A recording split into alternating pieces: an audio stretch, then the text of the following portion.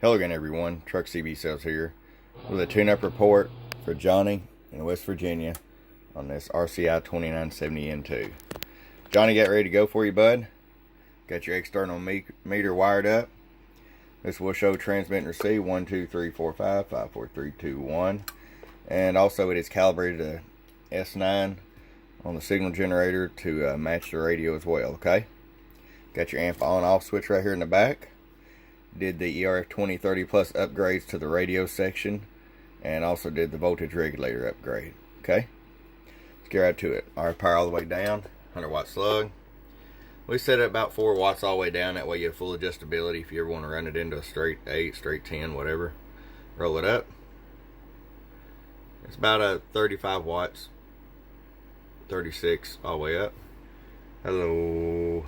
100 watt slug in the corner, average power. 250 watt slug, average power. Hello. About 120 bird. Peak power. Hello.